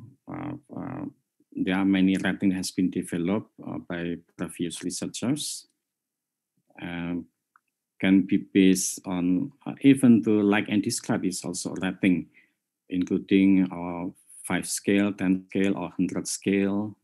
That's basically rating, like for example, like this. There are so many different rating system that has been developed by existing e-commerce. And the most popular one is the 5-star rating so far. And yeah, this is another based on the rating, but adding some additional feature, which is use helpfulness. Yeah. Information how many review that are helpful for people or not. Yeah. How many vote for helpfulness about this review? Yeah, from many people who has read this review. This is vote about the helpfulness about the rating, whether it helps them decide the product to buy the product or not. Okay. And this is another rating based on the helpfulness. This incorporated helpfulness information into the rating. So, and finally, this is a customized opinion summary. We also determine what kind of aspect we want to show is what we need. So different people might have different preference about what kind of aspect they want to get. Then this is how user, customer can personalize the summary. Okay, this is a summary for this approach of that we have discussed so far. And I would like to go through briefly about the other aspect, such as challenge and opportunity. The challenge is quite a lot because we try to basically extract the quintuple, which is object, so aspect, and sentiment, as well as opinion holder and time when it happens. That's the main idea. Then there are so many things that we need to extract, and because text is very unstructured, that poses a clear challenge, but also an opportunity, of course. Okay. Yeah, and this is another challenge. Yeah, that some review are implicit, and this is very complex. Also, there are also fake reviews. They are meant to be fake. It's not accidentally, but the review is meant to be fake. That how we can distinguish between the fake and genuine review. That's the main problem. So, and also to deal with unstructured language, orthographic mistakes, and all those languages that is usually domain specific. That's also another challenge. Okay, this is the last challenge that I present here. Usually there are many cases they are context sensitive. For example, the definition of long could be different. It could be positive or could be negative also. For example, long battery life means positive, but long loading time means negative. That's a huge problem for if we work on many domains. Because it depends on which context, it could be positive or negative. That could be a huge challenge. Okay, and the future works, it's quite a lot. There are also still many research problems in the opinion retrieval, opinion integrations, opinion spam, as well as opinion and aspect extractions, because their text is free, and so there are still a lot of gaps in terms of the accuracy. So the accuracy, there are still gaps that we can still work through on this gap. And they are longer, they are a lot harder, like building an intelligent knowledge service system. Okay, and that's conclude my presentation here, and I welcome for any question that you might have. Thank you. Okay, thank you very much for the interesting presentation, Prof. Dwi. I think it is very relevant today because we have a lot of opinions from social media, from Facebook, Twitter, and etc. And do you have any research regarding the similar area, but in Bahasa Indonesia, Prof. Dwi? Because we got papers about the natural language processing like this, but most of them are in English. Unfortunately, currently, because we are working on this kind of research with PhD students, and our most priority is in novelty, and then we work a lot on the English, not yet, but actually this is an opportunity for all of you to have research in for review in Bahasa Indonesia, because there are also some challenge here, but a little bit problem is because usually in Bahasa Indonesia there are lack a good review. Most review are very similar, like from Bukalapak, Tokopedia. The review is based on the template, so less challenging, I think, but it's also present some opportunity actually. Yeah, with that case, that the research is, I think, is more not so hard, because our people use same sentences, same opinions in most of the marketplaces or the social media. Yeah. Right. Yeah. But we can understand that, because usually the review is based on like a template. So we have a set of template that we just fill in, and yes, we know it's very we actually. With undergraduate students, we have been working on some review based on Bukalapak, Tokopedia, and we found that, this is very simple. That's maybe we need some way, or maybe some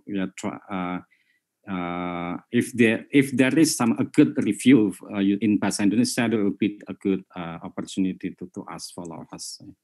Okay, the same question with me is from Prof. Eri Prasetyo Wibowo from Gunadarma. The second question is from Bar Krishnamurti from Anna University. How effective is aspect-based summarization with sarcastic reviews? Because the sentiment extracted may be different from what it's meant. Okay, yes, yeah. This is still a research problem. One of the main research problem. I mean, the sarcastic means something that is not meant to be. What the words say is actually has some hidden meaning, which is sometimes opposite. So this is quite a problem in the main problem in the this area. So that's remain a challenge for us to handle the sarcasm. And I think in general, I mean, many methods has been developed, but it's not that as effective. But for us, researcher, this is a great opportunity. Maybe we can combine some methods for visual, what do you call it? It's statistic based, and can we combine these methods to get the more effective techniques, maybe? Yeah, and that could be like an opportunity to have that. But I personally hasn't done a combination yet, but that could be a good opportunity to try. There's a question from Pak Artantio Wardoyo, UGM. Pak Dwi, is it possible to take into account the background of the person, group, or political group, since the opinion always good for their group, but negative for the opposition? Okay. Yo.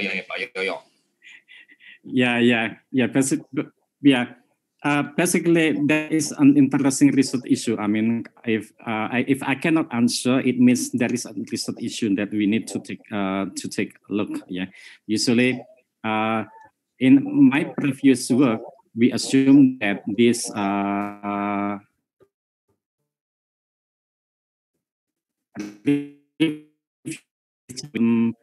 something that tend to be fake, or maybe have some different bias to some specific group. We haven't considered that, but basically this can be another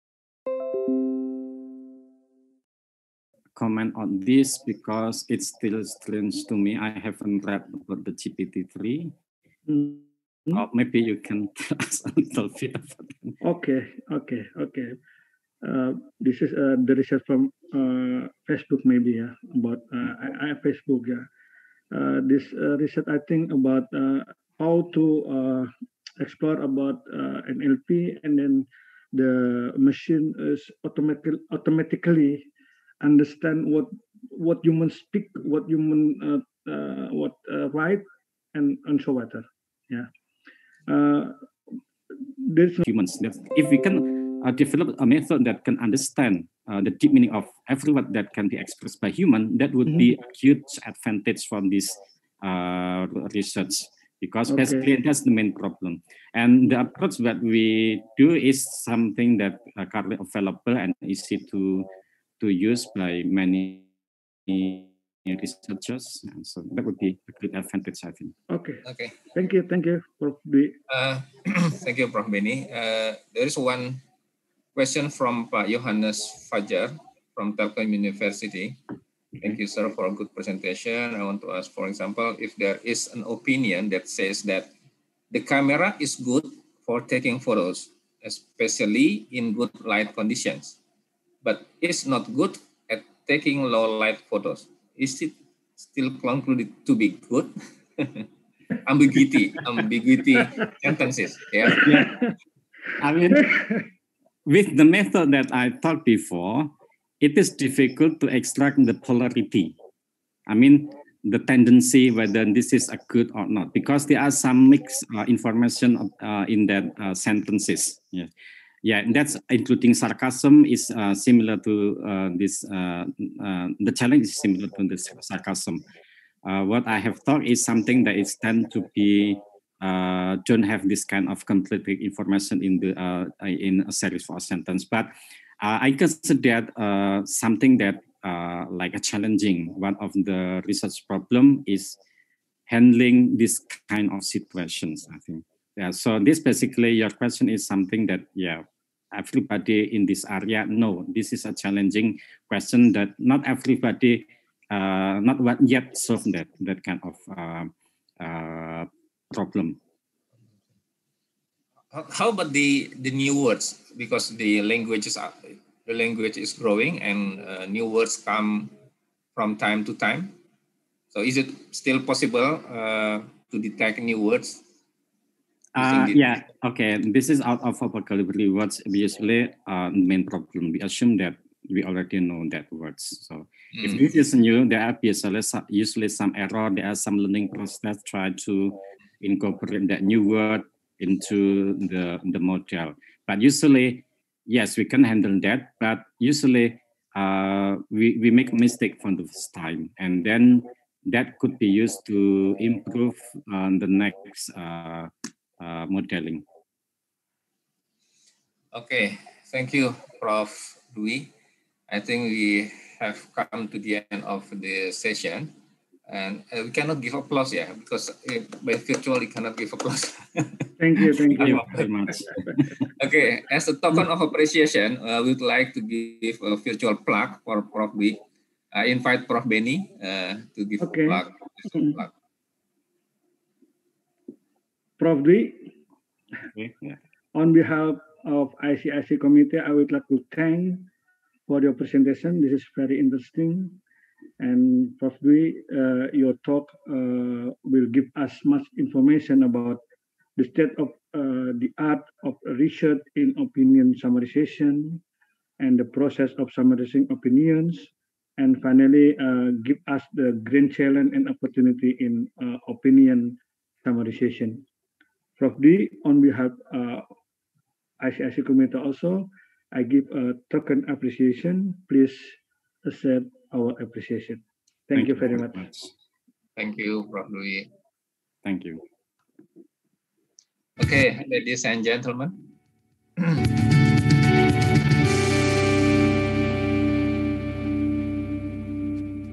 Okay, dear participants, we have already come to the end of this special session. I hope you enjoyed the sharing and discussions, and you got some brightful ideas for your current or future research.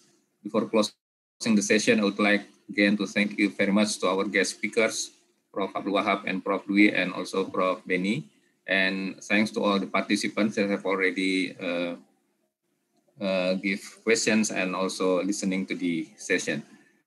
And as a moderator, I also apologize for any inconvenience or mistakes that are happened during the session. Thank you very much. I return back to the MC. Assalamualaikum warahmatullahi wabarakatuh. Waalaikumsalam. Thank you very much, Prof. Abdul Wahab. Prof. Dwi, thank you.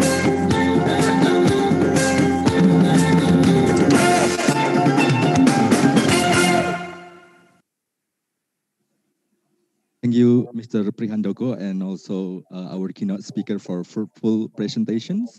Distinguished guests, ladies and gentlemen, we will take a break for about an hour for your lunch and duhur prayer. Coming up next, before we are going to have parallel sessions, please be noted that our session will start in at 1 p.m. After the break, you can proceed to your presentation room. The parallel session to 5 different online rooms in the break room. For presenter, please make sure you enter the correct room according to the schedule on your program book.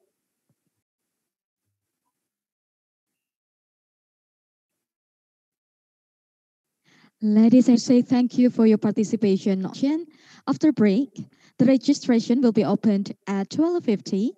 Enjoy your parallel session today, and please do not forget to join us again tomorrow morning at 8:30 to have our second parallel session and the awarding of the best paper, the best presenters, and the best reviewer. Thank you. Wassalamualaikum warahmatullahi wabarakatuh. Waalaikumsalam. Terima kasih banyak. Pak Pri, thank you. Pak Yusuf, Bu Dwiza, Prof. Eri. Ya, saya pamit ya.